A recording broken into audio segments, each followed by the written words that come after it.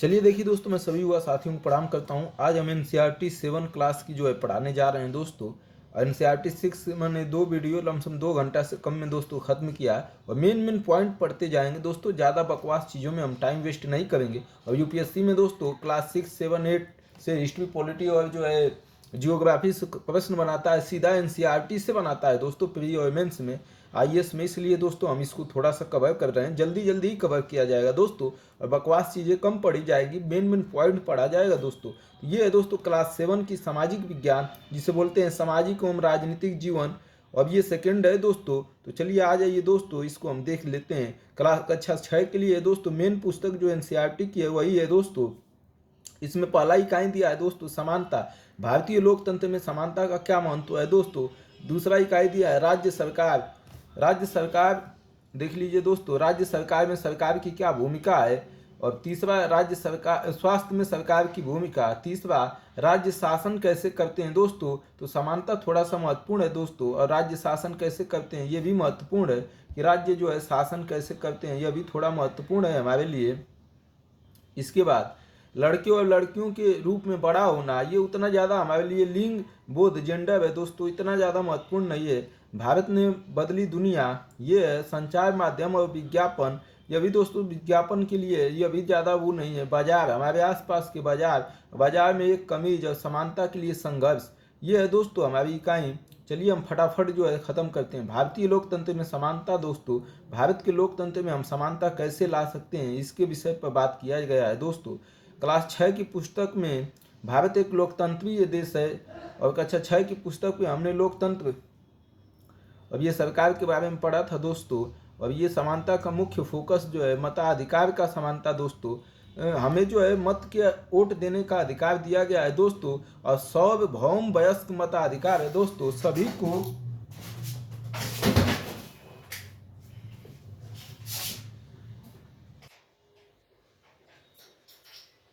सार्वभौम वयस्क मताधिकार मतलब दोस्तों सभी को मत देने का अधिकार है।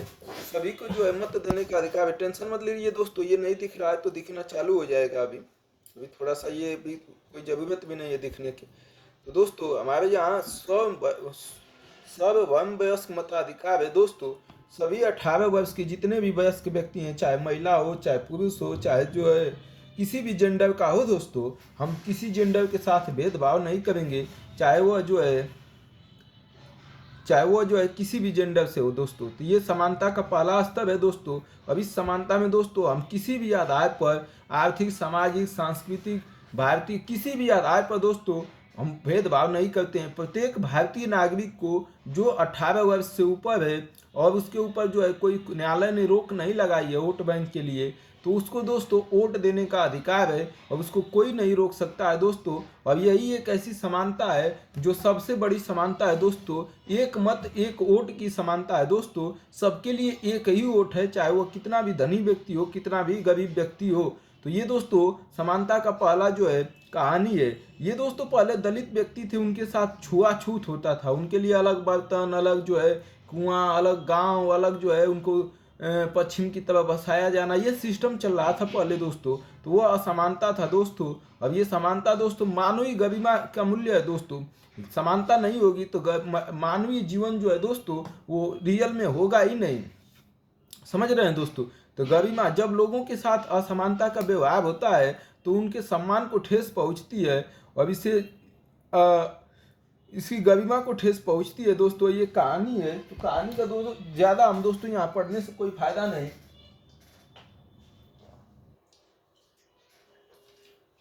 समानता दोस्तों अपने आसपास भी हम लोग देखते रहते हैं। समानता असमानता की कहानी हम दोस्तों वही फोकस करेंगे जो यूपीएससी में प्रश्न बन सकता है। भारत के लोकतंत्र में समानता। अब यहाँ से दोस्तों थोड़ा सा हमें पढ़ने की जरूरत है। भारत के लोकतंत्र में समानता का क्या महत्व है, ये थोड़ा यहाँ पढ़ने की जरूरत है दोस्तों। ऐसे ही हम पढ़ेंगे दोस्तों, जहाँ जहाँ महत्वपूर्ण होगी वहाँ वहाँ पढ़ाई करेंगे, जहाँ महत्वपूर्ण नहीं होगा वहाँ छोड़ते चले जाएंगे दोस्तों। चलिए देखिए दोस्तों, भारतीय लोकतंत्र में समानता। भारतीय संविधान सब व्यक्तियों को समान मानता है। इसका अर्थ है कि देश के व्यक्ति, चाहे वो पुरुष हो या स्त्री जाति का हो, धर्म, शैक्षिक और आर्थिक पृष्ठभूमि से संबंध रखता हो, किसी भी धर्म, जाति, आर्थिक पृष्ठभूमि से संबंध रखता है, वे सब समान माने जाएंगे। सबको समान मानता है दोस्तों भारत का संविधान, किसी को जो है अलग नहीं मानता है। उनकी चाहे शिक्षा शिक्षा कुछ भी हो, कोई पढ़ा लिखा हो, कोई जो है नहीं पढ़ा लिखा हो, आर्थिक पृष्ठभूमि, कोई धनी हो गरीब हो, कोई मतलब नहीं है दोस्तों। और जाति उसकी कुछ भी हो, धर्म उसकी कुछ भी हो, लेकिन हमारा जो सीएए आया है दोस्तों, वो समानता का उल्लंघन कर रहा है इसी हिसाब से दोस्तों, क्योंकि वह जाति और धर्म में भेदभाव कर रहा है। अब यहाँ बिल्कुल कहा गया है कि जाति और धर्म में भेदभाव नहीं होना चाहिए, वे सब समान माने जाएंगे। लेकिन इसके बाद भी हम यह नहीं कह सकते हैं कि असमानता खत्म हो गई है। इसके बाद भी दोस्तों भारत का संविधान अगर हमें समानता का अधिकार दे दिया, इसके बाद भी हम ये नहीं कह सकते हैं कि असमानता खत्म हो गई है। यह खत्म नहीं हुई है, लेकिन फिर भी दोस्तों, ये फिर भी क्या हुई है,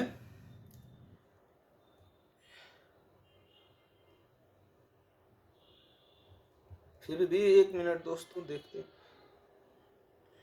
1 मिनट, फिर भी इधर गया, लेकिन फिर भी कम से कम भारतीय संविधान सब व्यक्ति, लेकिन फिर भी कम से कम भारतीय संविधान में सब व्यक्तियों की समानता के सिद्धांत को मान्य किया गया है।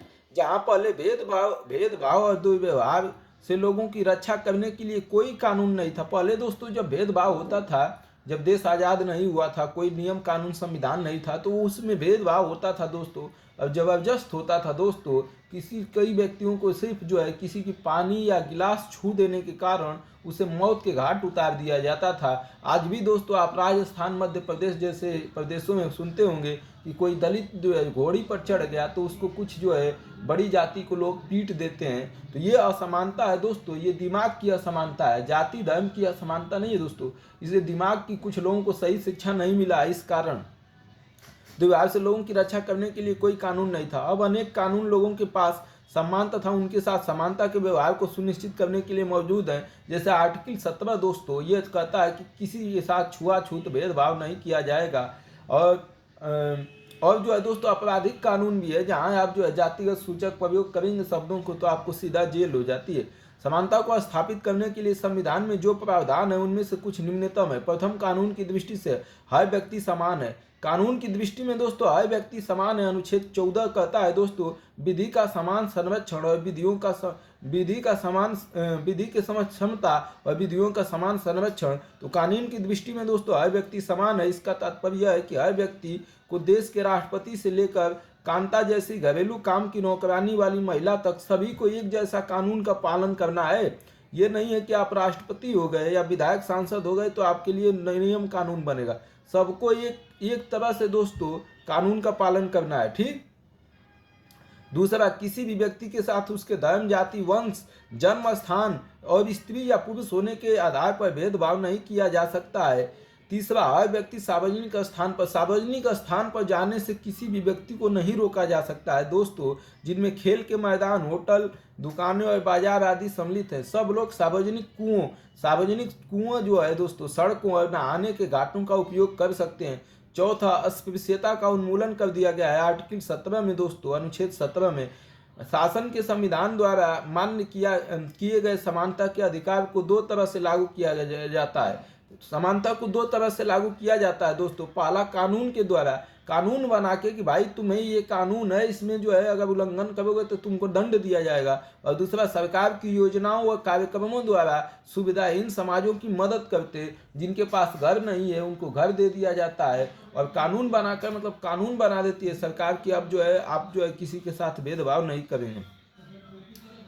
इसके बाद दोस्तों अगला करते हैं। भारत में ऐसे अनेक कानून हैं जो व्यक्ति के समान व्यवहार प्राप्त करने के अधिकार की रक्षा करते हैं। कानून के साथ साथ सरकार ने उन समुदाय जिनके साथ सैकड़ों वर्षों तक असमानता का व्यवहार हुआ है, उनका जीवन सुधारने के लिए अनेक योजनाएं और कार्यक्रम लागू किए। जो लोग गरीब थे, जिनकी जो है असमानता के कारण बहुत ज़्यादा पिछड़ गए, जिनके पास खेत नहीं है, काम नहीं है, शिक्षा नहीं है, उनके लिए सरकार योजना लाती है। ये योजनाएं ये सुनिश्चित करने के लिए चलाई गई कि जिन लोगों को अतीत में अवसर नहीं मिला, जिन्हें पिछले समय से अवसर नहीं मिला उन्हें अधिक अवसर प्राप्त हो। जैसे दोस्तों आरक्षण मिलता है ना, तो जो गरीब लोगों को आरक्षण इसलिए मिलता है दोस्तों कि वो पिछले उनके बाप दादा पढ़ाई नहीं कर पाए, उनके बाप दादा के पास उतना खेत बगीचा नहीं था, उनके बाप दादा जो है अधिकारी या जो है जेलर या जो है कॉन्फिडेंस लेवल उनका उतना हाई नहीं था, तो उनको इसीलिए आरक्षण दिया जाता है दोस्तों कि वो तो थोड़ा 2-4 अटेम्प्ट अधिक ले ले, 2-4 फीसें थोड़ा कम हो जाए उनकी, और वो जो है धीरे धीरे पढ़ के सिस्टम में आ जाए और वो उनका भी प्रतिनिधित्व हो जाए। दोस्तों क्या है कि बाप दादा का भी जो है जनरेशन का भी बहुत ज़्यादा प्रभाव पड़ता है दोस्तों। और आज भी आप देखते होंगे जिस जनरेशन के लोग जो है उनके बाप दादा अगर जो है पुलिस में है, आर्मी में है, राजनीति में है, फिल्म इंडस्ट्री में है, तो उनके बेटे अधिकतर जो है वो सब चीज़ों में सफल हो जाते हैं दोस्तों। तो इसीलिए इस दिशा में सरकार द्वारा उठाया गया एक कदम है मध्याह्न भोजन की व्यवस्था। देखिए दोस्तों, दोपहर में जो भोजन दिया जाता है इसके माध्यम से भी हम छुआछूत समानता लाने में काम किए हैं दोस्तों। वहाँ मुस्लिम महिलाओं को, दलित महिलाओं को रखा गया जिनके भोजन जो है हर बच्चा खाता है, और उसके बाद वहाँ जो है जो हर थाली जो है उपयोग की जाती है एक ही, तो वहाँ समानता का भाव आता है दोस्तों। अब इस तरीके से धीरे धीरे छुआछूत और समान भेदभाव खत्म होता है। सरकारी प्राथमिक स्कूलों के बच्चे को दोपहर का भोजन स्कूल द्वारा दिया जाता है। यह योजना भारत के सर्वप्रथम तमिलनाडु राज्य में प्रारंभ की। यह भी याद रखिए दोस्तों, मध्याह्न भोजन योजना सबसे पहले किस राज्य में प्रारंभ की गई थी, कभी बाई द वे क्वेश्चन पूछ दिया तो फंसिएगा मत दोस्तों। तमिलनाडु राज्य में प्रारंभ की गई थी और 2001 में उच्चतम न्यायालय ने सभी सरकारों को इसे अपने स्कूलों में 6 माह के अंदर आरंभ करने के लिए निर्देश भी दे दिया। मध्याह्न भोजन योजना 2001 में दोस्तों 6 महीने के अंदर कहा गया, तो 2001 से चालू हो गया दोस्तों। अब सभी सरकारी स्कूलों में इस कार्यक्रम के काफ़ी सकारात्मक प्रभाव हुए हैं। उदाहरण के लिए दोपहर का भोजन मिलने के बाद गरीब बच्चों में अधिक संख्या में स्कूल में प्रवेश लिए, नियमित रूप से स्कूल जाना शुरू कर दिए। शिक्षक बताते हैं कि पहले बच्चा खाना खाने घर जाते थे और फिर वापस नहीं थे, परंतु अब जब से स्कूल में मध्याह्न मिलने लगा, दोपहर का भोजन मिलने लगा, उनकी उपस्थिति में सुधार आया है। माताएं जिन्हें पहले अपना काम छोड़कर दोपहर को बच्चों को खाना खिलाने घर जाना पड़ता था, अब उन्हें ऐसा नहीं करना पड़ता। इस कार्यक्रम से जातिगत पूर्वाग्रहों को कम करने में जो अभी बताए दोस्तों उसको भी सहायता मिली है, क्योंकि स्कूल में निम्न व उच्च जाति के बच्चे साथ साथ भोजन करते हैं और कुछ स्थानों पर तो भोजन पकाने के लिए दलित महिलाओं को काम पर रखा गया है। मध्याह्न भोजन कार्यक्रम निर्धन व्यक्तियों को भूख मिटाने में भी सहायता की है और प्रायः खाली पेट स्कूल आते हैं, इस कारण पढ़ाई पर ध्यान केंद्रित नहीं कर पाते थे उनको भी। यद्यपि शासकीय कार्यक्रम अवसरों की समानता बढ़ाने में महत्वपूर्ण भूमिका निभा रहे हैं, मतलब सरकार जो है अवसर की समानता बढ़ाने में महत्वपूर्ण भूमिका निभा रही है, फिर भी बहुत कुछ करने की आवश्यकता है। मध्याह्न भोजन कार्यक्रम ने निर्धन बच्चों और स्कूलों में प्रवेश और उनकी उपस्थिति को बढ़ा दी है, लेकिन फिर भी देश में स्कूल में अमीर के बच्चे जाते हैं। इस देश में वे स्कूल जहाँ अमीर के बच्चे जाते हैं उन स्कूलों से बहुत अलग है दोस्तों। सरकारी स्कूल में जो है ना, आप आज भी जाके देख लीजिए, मतलब कई राज्यों में दोस्तों वहाँ धनी लोगों के लड़के मिलेंगे ही नहीं। सरकारी स्कूल में मिल गए तो इक्का दुक्का मिल जाएंगे, वो अभी जो है दोस्तों, तो उसका भी प्रभाव है दोस्तों। आज भी जो है गरीब लोग ही सरकारी स्कूल में जाते हैं। इसका कारण ये है दोस्तों, हिंदी मीडियम से पढ़ाई होना, पढ़ाई टाइम से न होना, तमाम छुट्टियां हो जाना, कोई जिम्मेदारी टीचर की न होना, तो इसको हमें सुधारने की जरूरत है। उन स्कूलों में बहुत अलग है। अब देखिए दोस्तों, ये अंबेडकर जी ने कहा है कि अपने आत्मसम्मान को दांव पर लगाकर जीवित रहना अशोभनीय है। मतलब हम आत्मसम्मान के साथ हमारे कोई खेल जाए और हम जो है उसको चुपचाप बर्दाश्त कर लें, ये अशोभनीय है। आत्मसम्मान जीवन का सबसे जरूरी हिस्सा है, इसके बिना व्यक्ति नगण्य है। आत्मसम्मान जिसका नहीं है वो शून्य है दोस्तों। अब जो गरीब लोग होते हैं वो अपने में शराब पीते हैं, गाली गलौज करते हैं, या जो है मजदूरी करते हैं, गुटखा पान खाते हैं, तो उनको अपने आत्मसम्मान को सुधारना चाहिए। अपने में गाली गलौज ये सब सिस्टम बंद करना चाहिए दोस्तों।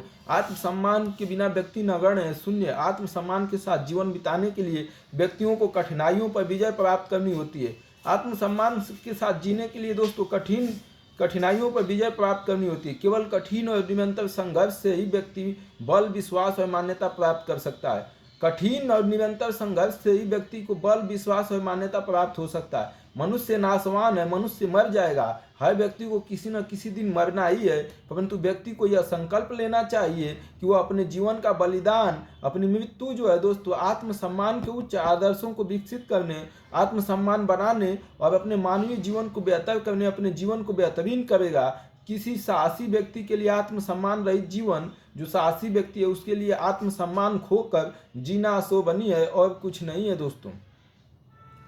ये देखिए दोस्तों, अन्य लोकतंत्र में समानता के मुद्दे। शायद आप सोच रहे होंगे कि क्या भारतीय लोकतंत्र में ही ऐसा होता है जहां असमानता का अस्तित्व है और जहां समानता के लिए संघर्ष जारी है। सच तो यह है कि संसार के अधिकांश लोकतांत्रिक देशों में दोस्तों यही स्थिति है, समानता और असमानता है दोस्तों। संयुक्त राज्य अमेरिका में दोस्तों अफ्रीकी अमेरिकी लोग के साथ भेदभाव होता है। अफ्रीका से जो आए हुए लोग हैं, वहाँ अमेरिकी लोग काले जो व्यक्ति हैं उनसे भेदभाव करते हैं। जिनके पूर्वज गुलाम थे, अफ्रीका से लाए गए थे, वे आज भी अपने जीवन की मुख्य रूप से असमान बताते हैं। 1950 के दशक से अफ्रीकी अमेरिकी की समान अधिकार दिलाने के लिए आंदोलन हुआ। इससे पहले अफ्रीकी अमेरिकनों के साथ संयुक्त राज्य में बहुत असमानता का व्यवहार होता था और कानून भी उन्हें समान नहीं मानता था। उदाहरण के लिए बस में यात्रा करते समय उन्हें बस में पीछे बैठना पड़ता था। जब भी कोई गोरा आदमी बैठना चाहे उन्हें अपनी सीट से उठ जाना पड़ता था। क्या यार, मतलब पीछे की कहानी गजब थी। ये दोस्तों ये थोड़ा सा अच्छा एक कथन है। ये एक है दोस्तों रोजा पार्क्स, एक रोजा पार्क्स हैं दोस्तों, एक जो है रोजा पार्क्स हैं। यार ये क्या हो रहा है। रोजा पार्क्स एक अफ्रीकी अमेरिकन महिला है। अफ्रीका मतलब दोस्तों अफ्रीका की, अमेरिकन मतलब वो जो है अब अमेरिकन बन गई है, मतलब अफ्रीका की आके अमेरिका में बस गई हैं, अब उन्हें अफ्रीकी अमेरिकन महिला बोला जाए। 1 दिसंबर 1955 को दिन भर काम करके थक जाने के बाद बस में उन्होंने अपनी सीट एक गोरे व्यक्ति को देने से मना कर दिया। वो एक दिन भर काम करके जा रही थी, थकी हुई थी, तो गोरा व्यक्ति आया तो उन्होंने कहा कि मैं अपनी सीट नहीं छोड़ूंगी। काली अफ्रीका जो है दोस्तों काले होते हैं थोड़ा। उस दिन उनके इनकार से अफ्रीकी अमेरिकों के साथ असमानता को लेकर एक विशाल आंदोलन प्रारंभ हो गया। उनके इस इनकार करने से अफ्रीकी अमेरिकनों के साथ असमानता को लेकर विशाल आंदोलन प्रारंभ हो गया, जो नागरिक अधिकार आंदोलन सिविल राइट्स मूवमेंट कहलाया। दोस्तों ये क्या कहलाया? नागरिक अधिकार आंदोलन सिविल राइट्स मूवमेंट कहलाया। 1964 के नागरिक अधिकार अधिनियम ने नस्ल, धर्म और राष्ट्रीयता के आधार पर भेदभाव को निषेध कर दिया। किसी को किसी के साथ न नस्ल के नाम पर भेदभाव किया जाएगा, जैसे अफ्रीकन हो चाहे जो है अमेरिकन है तो वो नस्ल हो गया। धर्म के आधार पर राष्ट्रीयता दोस्तों, कोई दूसरे राष्ट्र का है उस व्यक्ति के साथ राष्ट्रीय मूल के आधार पर भी भेदभाव रोक दिया गया। इसने यह भी कहा कि अफ्रीकन अमेरिकन बच्चों के लिए सब स्कूल के दरवाजे खोल दिए जाएंगे और उन्हें उन अलग स्कूलों में नहीं जाना पड़ेगा जो विशेष रूप से केवल उन्हीं के लिए खोले गए थे। अमेरिका में दोस्तों ये हो रहा है, सोच लीजिए। इतना होने के बावजूद भी अधिकांश अफ्रीकी अमेरिकन गरीब हैं। अधिकतर अफ्रीकी अमेरिकन बच्चे केवल ऐसे सरकारी स्कूलों में प्रवेश लेने की ही सामर्थ्य रखते हैं जहाँ कम सुविधाएं और कम योग्यता वाले शिक्षक हैं, जबकि गोरे विद्यार्थी निजी स्कूलों में जाते हैं, उन क्षेत्रों में रहते हैं जहाँ के सरकारी स्कूलों का स्तर निजी स्कूलों से ऊंचा है। भारतीय संविधान के अनुच्छेद 15 का कुछ अंश दिया है दोस्तों, ठीक से पढ़ लीजिए, समझ लीजिए दोस्तों, अच्छा है और इससे प्रश्न बन सकता है दोस्तों। अनुच्छेद 15 दोस्तों क्या कहता है? धर्म के आधार पर, मूल वंश के आधार पर, जाति के आधार पर, लिंग के आधार पर, जन्म स्थान के आधार पर भेदभाव का रोक है दोस्तों। कितने हैं? 1 2 3 4 5 5 चीजें हैं दोस्तों। 5 चीजों के आधार पर किसी के साथ भेदभाव नहीं किया जाएगा। जैसे किसी को धर्म के आधार पर, मूल वंश के आधार पर, जाति के आधार पर या लिंग के आधार पर, जन्म स्थान, कोई जन्म लेने के आधार पर भेदभाव निषेध रोक दिया गया। किसी राज्य किसी नागरिक के विरुद्ध केवल धर्म, मूल वंश, जाति, लिंग, जन्म स्थान या इनमें से किसी के आधार पर कोई भेदभाव नहीं करेगा। कोई नागरिक केवल धर्म, नागरिक की बात कर रहा है दोस्तों। नागरिक का मतलब भारत का नागरिक होना चाहिए। अब ये नहीं कि विदेशी आ गया दोस्तों, विदेशी के साथ सरकार जो है भेदभाव कर सकती है। भारत के नागरिक की बात हो रही है दोस्तों। भारत के नागरिक के साथ धर्म, मूल वंश, जाति, लिंग या जन्म स्थान के आधार पर भेदभाव नहीं होगा। विदेशियों के साथ हो सकता है। कोई नागरिक केवल धर्म, मूल वंश, जाति, लिंग, जन्म स्थान के आधार पर, इनमें से किसी के आधार पर दुकान, सार्वजनिक भोजनालय, होटल और सार्वजनिक मनोरंजन स्थानों में प्रवेश या इसमें दोस्तों ये सब भेदभाव नहीं करना है। पूर्णतः भागतः राज्य निधि से पोषित या साधारण जनता के प्रयोग के लिए समर्पित कुओं, तालाबों, सड़कों और सार्वजनिक समागमों के स्थानों का उपयोग, ये सब रोका नहीं जाएगा दोस्तों। इनको लोकतंत्र की चुनौती क्या है दोस्तों? किसी भी देश की पूरी तरह से लोकतंत्रीय नहीं कहा जा सकता दोस्तों। कोई भी देश पूरी तरीके से लोकतंत्र नहीं है। हमेशा से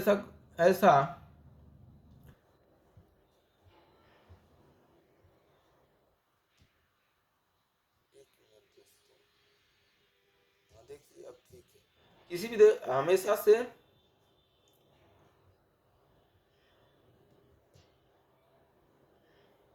चलिए समुदाय व्यक्ति लोकतंत्र नहीं कहा जा, हमेशा से ऐसे समुदाय व व्यक्ति होते हैं जो लोकतंत्र को नया अर्थ देते हैं और अधिक से अधिक समानता लाने के लिए नए अर्थ का सवाल उठाते हैं। इसमें केंद्र में वह संघर्ष है जो सब व्यक्तियों को समानता और सम्मान दिलाने का पक्षधर है। इस पुस्तक में आप पढ़ेंगे कि किस तरह समानता का प्रश्न भारतीय लोकतंत्र में हमारे दैनिक जीवन के विभिन्न पहलुओं को प्रभावित करते हैं और आत्मसम्मान को ऊंचा रखना। तो दोस्तों ये है समानता की चैप्टर। जैसे आपको दिया गया दोस्तों, आपको दिया गया देखिए यहाँ से अभ्यास के लिए लोकतंत्र ये सब दिया गया है दोस्तों। भारत सरकार ने 1995 में विकलांगता अधिनियम स्वीकृत किया था। यह कानून कहता है कि विकलांग व्यक्तियों को भी समान अधिकार प्राप्त है दोस्तों, और समाज में उनकी भागीदारी संभव बनाना सरकार का दायित्व है। सरकार को उन्हें निःशुल्क शिक्षा देनी चाहिए। विकलांग बच्चों को स्कूलिंग की मुख्य धारा में सम्मिलित करना चाहिए। कानून यह भी कहता है कि सभी सार्वजनिक स्थलों जैसे भवन, स्कूल आदि ढलान बनाए जाने चाहिए जहां विकलांगों के लिए पहुंचना आसान हो। तो ये दोस्तों है अनुच्छेद 15 को हमने पढ़ लिया दोस्तों, यही सब वो आ रहा है।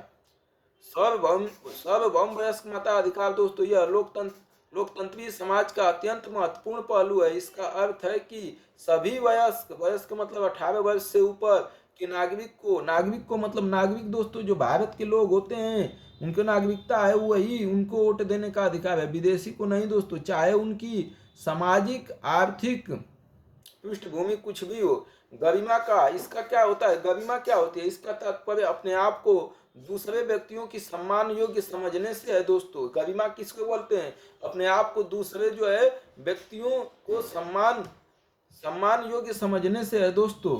संविधान यह वह दस्तावेज है जिसमें देश की जनता व सरकार द्वारा पालन किए जाने वाले नियमों और अधिनियमों का निरूपण किया जाता है। दस्तावेज है दोस्तों जहाँ लिखा हुआ है नियम और विनियम जिससे सरकार और जो है लोग कैसे अपना काम करेंगे। नागरिक अधिकार आंदोलन एक ऐसा आंदोलन जो संयुक्त राज्य अमेरिका में हुआ था दोस्तों 1950 के दशक के अंत में प्रारंभ हुआ था 1955 में, जिसमें अफ्रीकी अमेरिकन लोगों ने नस्लगत भेदभावों को समाप्त करने और समान अधिकार की मांग की थी। ये था दोस्तों समानता का कहानी खत्म। अब हम दूसरा इकाई देखते हैं दोस्तों, दूसरा चैप्टर राज्य सरकार का दोस्तों बढ़िया से थोड़ा देख लेते हैं। राज्य सरकार है क्या और क्या क्या राज्य सरकार के हाथ में है। स्वास्थ्य में सरकार की भूमिका देखिए दोस्तों, स्वास्थ्य का जो विषय है ना, स्वास्थ्य का जो विषय है वो राज्य सरकार के हाथ में है। मतलब आपका स्वास्थ्य जो है सरकारी जो स्वास्थ्य की जो समस्याएं हैं या स्वास्थ्य का विषय राज्य सरकार का है दोस्तों। ये केंद्र सरकार का विषय नहीं है, लेकिन केंद्र सरकार भी इस पर कुछ भी करती रहती है। तो लोकतंत्र में लोगों की यह अपेक्षा रहती है कि सरकार उनके कल्याण के लिए कार्य करे, जैसे शिक्षा, स्वास्थ्य, रोजगार प्रदान करने एवं गृह निर्माण, सड़कों के विकास, बिजली आदि उपलब्ध कराने में उनका योगदान करे दोस्तों। तो ये रहा दोस्तों स्वास्थ्य। क्या है दोस्तों स्वास्थ्य मतलब क्या समझ रहे हैं। स्वास्थ्य का मतलब दोस्तों आपको जो है शरीर आपकी सही रहे, आपको भोजन अच्छा मिले, आपको जो है रोटी मतलब जो है आपकी दिनचर्या सही हो। आपकी स्वास्थ्य का मतलब ये हुआ दोस्तों। तो स्वास्थ्य से आप क्या समझते हैं, तो स्वास्थ्य में दोस्तों आपको बीमारी हो तो आपको हॉस्पिटल मिल जाए, ठीक है, प्रदूषण मुक्त वातावरण मिले, साफ पानी पीने के लिए मिले, भरपेट भोजन करने के लिए मिले, फिर जो है घुटन भरी अवस्था में रहना न पड़े, बीमार पड़ने पर संभावना अधिक है जो दोस्तों स्वस्थ वातावरण मिले, ठीक है, चुस्ती और उच्च मनोबल होगा दोस्तों, सुस्त और अकर्मता रहना, चिंताग्रस्त होना, लंबे समय तक डरे सहमे रहना जीवन स्वास्थ्य के लक्षण नहीं है। हम सब सुख, तनाव मुक्त और प्रसन्न रहना चाहिए। हमारे जीवन के सभी पहलू स्वास्थ्य के हिस्सा हैं दोस्तों, जितने भी हम लोग। तो ये है दोस्तों स्वास्थ्य की कहानी। भारत में स्वास्थ्य सेवाओं के बारे में जान लीजिए दोस्तों। तो स्वास्थ्य सेवाओं की स्थिति हमारे यहाँ खराब है दोस्तों। तो ये नया जो आंकड़ा आया है दोस्तों उसको देख लीजिएगा, ये बहुत पुराना आंकड़ा है। चिकित्सक पर्यटन आते हैं दोस्तों तो उनको पर्यटन देना।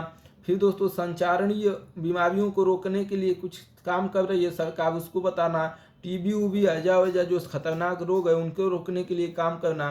डॉक्टरों को उपलब्ध कराना, हॉस्पिटल बनवाना, ये सब दोस्तों राज्य सरकार स्वास्थ्य के विषय में करती है। बीमारी बचाव, रोग पहचान, दवाइयाँ, ये सब चीज़ें, सार्वजनिक दवाखाना, अस्पताल, देश में सार्वजनिक स्वास्थ्य सेवाओं को चलाना, दूसरा स्तंभ दोस्तों, देश में स्वास्थ्य की कितनी खराब स्थिति है।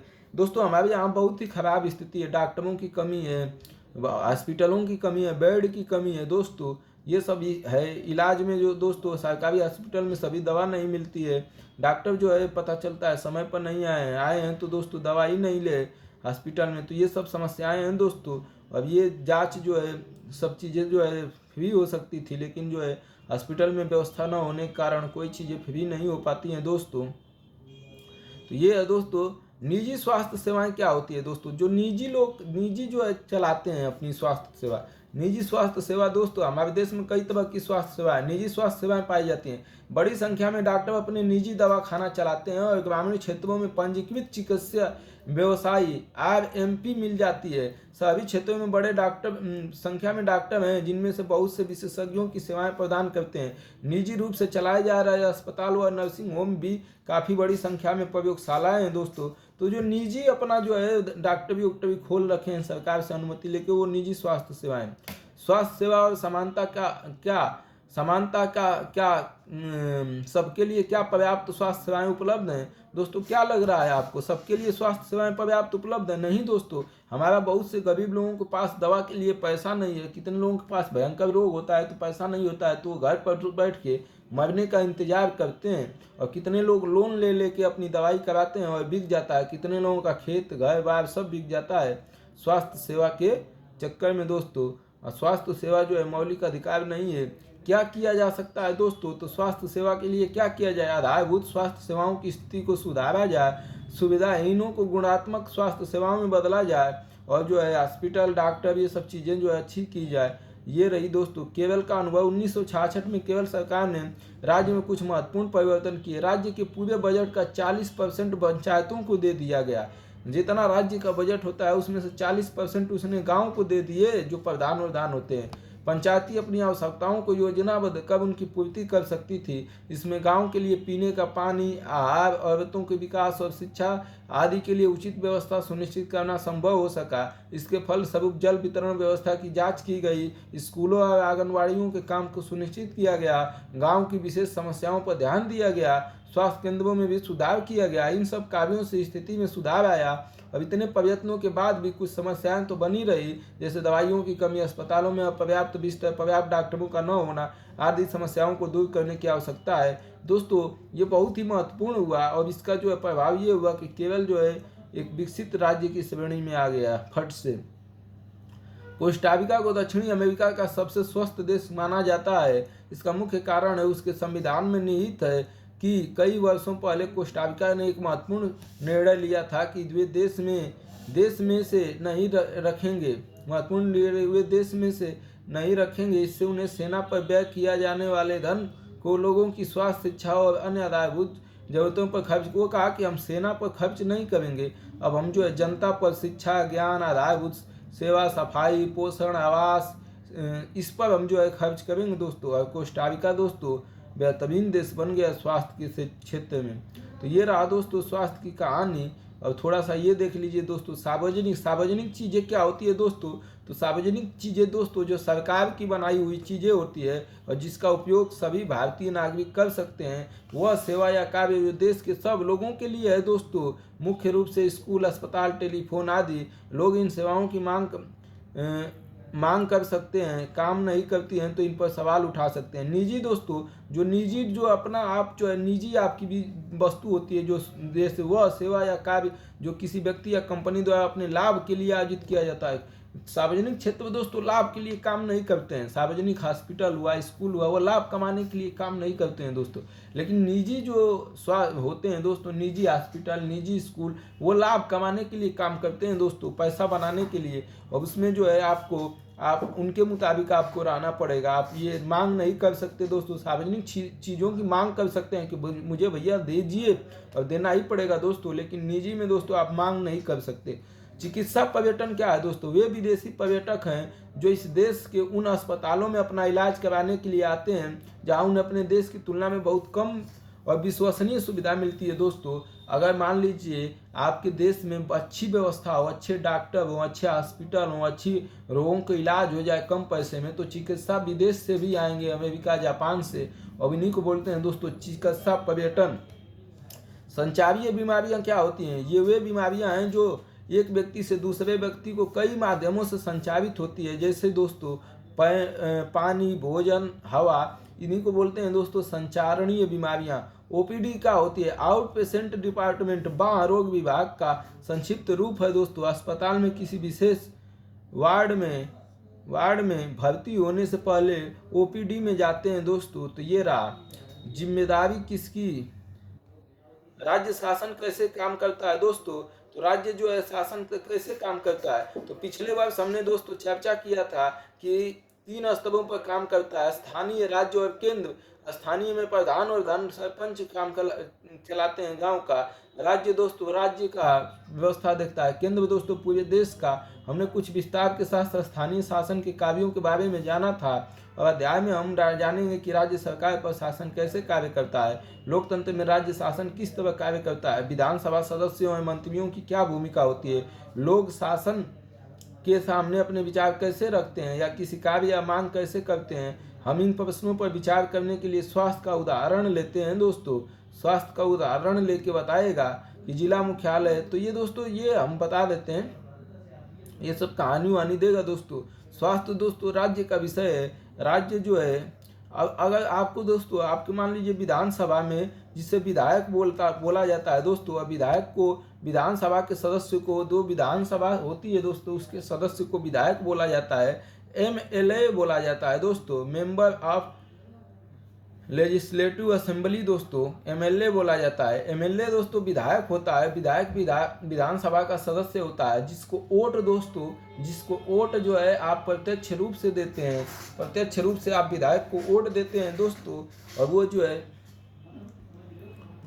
वोट देते हैं दोस्तों। अब इस तरीके से जो है मेंबर ऑफ लेजिस्लेटिव असेंबली का संक्षिप्त रूप है दोस्तों। तो यहाँ दोस्तों अगर आपके हॉस्पिटल में कोई दिक्कत हुई तो आप जो है सीधा विधायक के पास जाते हैं और उससे कहते हैं कि भैया हॉस्पिटल जो है सही नहीं चल रहा है, थोड़ा व्यवस्था देखिए, तो वो देखता है दोस्तों।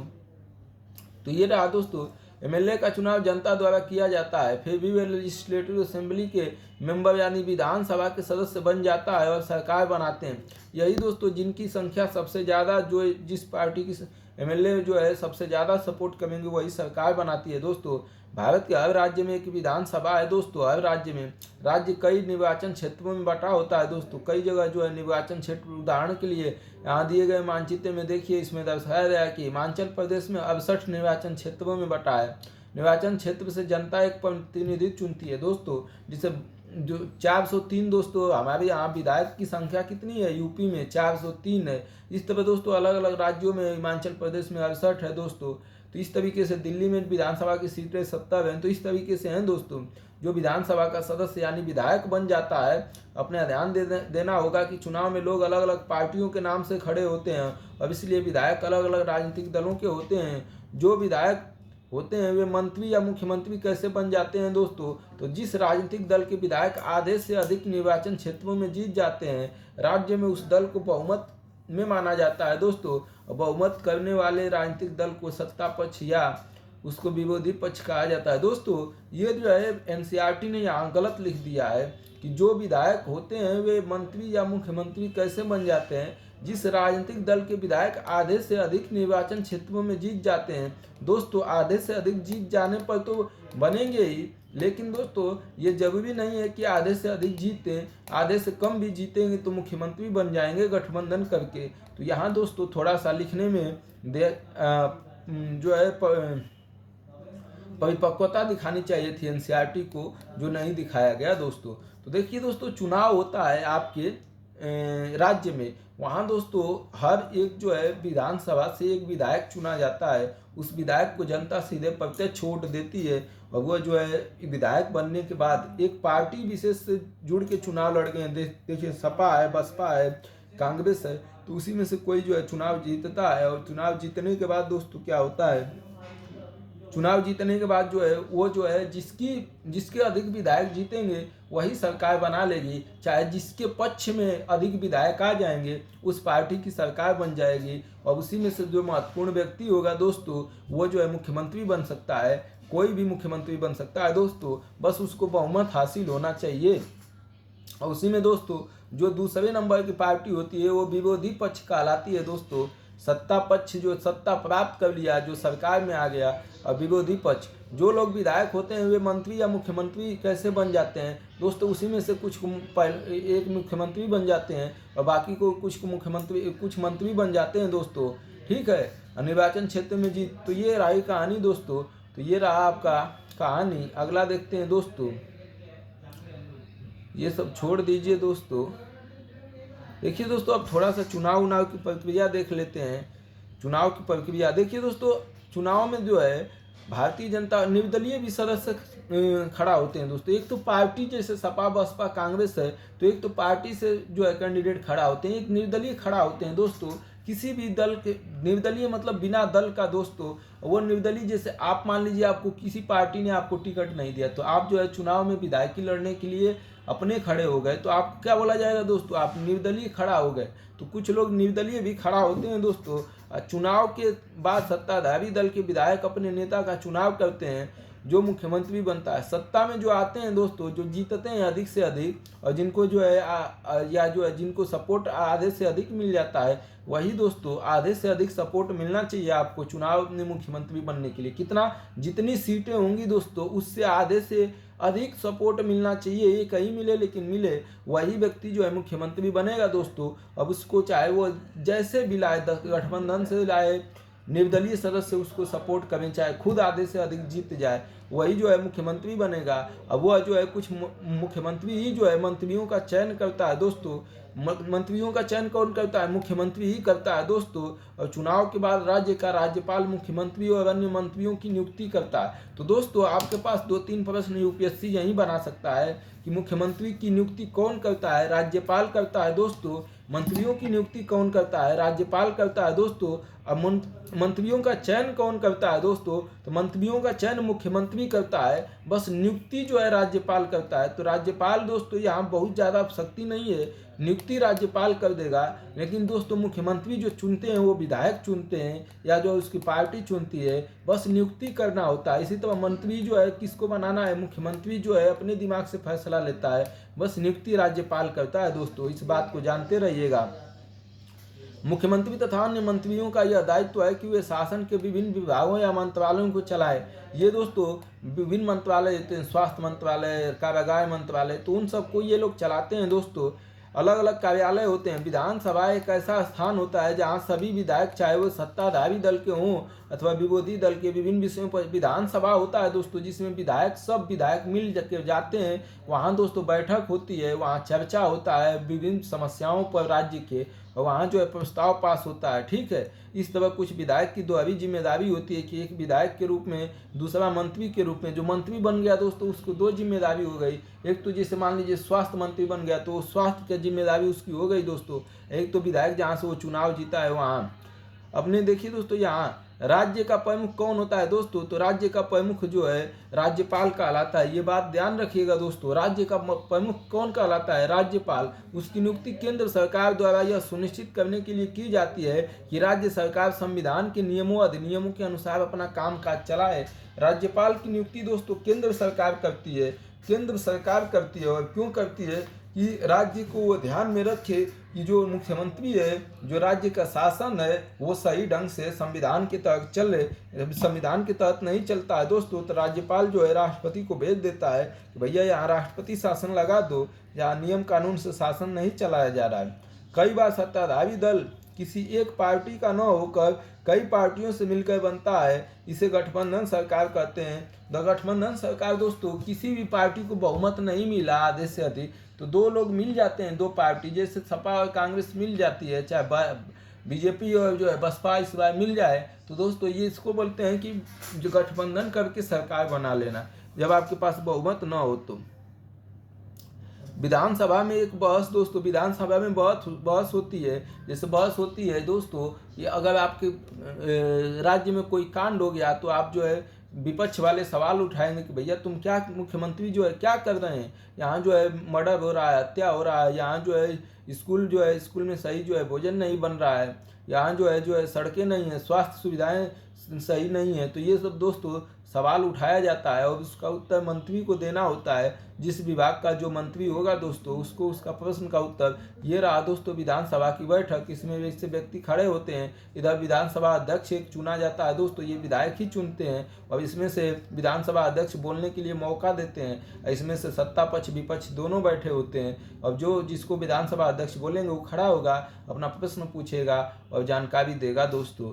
तो ये रहा दोस्तों, विधानसभा चल रही है एक बहस के बारे में। तो ये सब विधानसभा दोस्तों, तो ये दोस्तों एक मिनट दोस्तों, थोड़ा भोजन कर लेते हैं, अगला एपिसोड में हम आते हैं, तब जो है देख